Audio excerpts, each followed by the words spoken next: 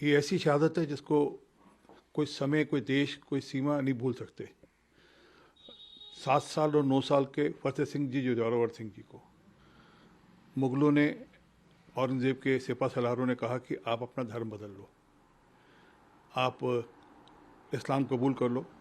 उन्होंने इस्लाम कबूल करने से मना किया और धर्म की खातिर आज वो शहीद हो गए। उनको दीवार के अंदर जिंदा चिना दिया गया था। ये कभी देश के किसी इतिहास में हुआ नहीं कि छोटे बच्चों को जिंदा चिना दिया जाए। ऐसी शहादत को प्रधानमंत्री मोदी जी आज मना रहे हैं।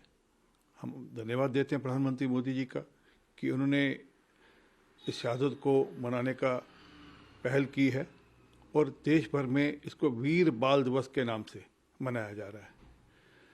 ये सिख इतिहास का पन्ना नहीं है, ये देश की उस इतिहास का पन्ना है जो देश में धर्म की लड़ाई के लिए लड़ी गई। वो मुगलों के खिलाफ, इस्लाम के खिलाफ धर्म की लड़ाई की लड़ी गई, क्योंकि वह चाहते थे कि पूरे देश में धर्मांतरण हो और छोटे साहबजादों ने उसका जवाब अपनी शहादत से दिया। सर, जिस तरीके से अशोक गहलोत का बयान आया है कि जो जय श्री राम है, बीजेपी वाले जानबूझ के ये क्रोध वाला शब्द है, जय सिया राम का प्रयोग नहीं किया जाता। राहुल गांधी जी ने भी बोला हुआ था, क्या कहेंगे? जानबूझ के नफरत फैलाने देखिए, का काम गहलोत साहब को देश की संस्कृति के बारे में जानकारी नहीं है। उनको शायद ये जानकारी नहीं कि जब श्री बोला जाता है तो उसमें माँ का स्वरूप भी आता है। श्री माँ के स्वरूप को परिलक्षित करता है, परंतु उनको राजनीति करनी है। जब हम जय श्री राम कहते हैं तो उससे सीता माता भी आती है, पार्वती भी आती हैं, उसमें दुर्गा भी आती हैं, परंतु उनको राजनीति करनी है। उनको अपने हिसाब से नैरेटिव बिल्ड करने हैं और देश की संस्कृति से हटकर नए नैरेटिव बिल्ड करने हैं।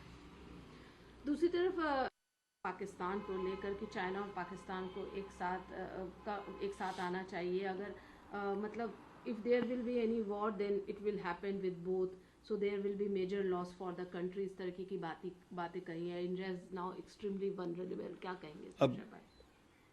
देश दोनों बॉर्डर पे युद्ध करने को तैयार है, हमारी फोर्सेस दोनों बॉर्डर्स पर युद्ध करने को तैयार है। आज हमारे पास इंफ्रास्ट्रक्चर है, जबकि हमने दोनों बॉर्डर्स पे अपनी तैयारी कर रखी है। ये 2004 या 2013 वाला देश नहीं है जब एंथनी साहब ने कहा था कि हमने इंफ्रास्ट्रक्चर इसलिए नहीं बिल्ड किया कि हम बिल्ड करेंगे और चाइना उसका इस्तेमाल कर कर हमारे यहाँ नुकसान दे सकता है। पाकिस्तान को 2 बार मुंह तोड़ जवाब बालाकोट और सर्जिकल स्ट्राइक में भारत ने दिया और गलवान में और अरुणाचल में भारत की सेना ने फिर ठीक जवाब दिया चाइना को। तो भारत की सेना तैयार है। अब अफसोस है कि राहुल गांधी लगातार निरंतर देश की सेना का मनोबल तोड़ने के काम करते हैं। सर, इस तरीके से उन्होंने कहा है कि क्विट इंडिया मूवमेंट में अटल बिहारी वाजपेयी और आरएसएस जो दोनों थे, उन्होंने इन्फॉर्मर के रूप में रिपोर्टिंग की और उन्होंने जो पार्टिसिपेट किया था, जिन्होंने आंदोलन में, उनके बारे में जानकारी दी। जानबूझ के पूरा ये जो मॉब है उसको उकसाया गया, ये बात जो इस तरीके के इल्ज़ाम लगाए जा रहे हैं।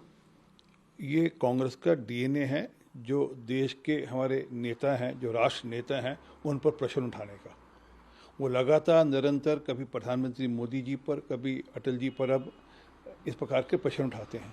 अफसोस है कि कांग्रेस के नेता उनको रोकते भी नहीं, ना राहुल गांधी ना खड़गे साहब उनको मना भी नहीं करते। सच ये है कि अटल जी को 23 दिन का कारावास हुआ था तब, और उनसे एक उर्दू में लिखे हुए स्टेटमेंट पर हस्ताक्षर कर लिए थे। वह अभी 17 साल की उम्र के थे, उनको उर्दू पढ़नी नहीं आती थी, और उस पर जो साक्षर कर लिए होंगे, करा लिए गए होंगे, परंतु अफसोस है उसको राजनीतिक रूप देना, स्वरूप देना, ये कांग्रेस का डीएनए है। खेड़ा जी जिन्ना की तारीफ कर रहे हैं, स्पष्ट दिखता है कि उनकी आस्थाएं कहाँ पर है। जिन्होंने देश को बांटा, जिन्होंने देश को 2 टुकड़े किए।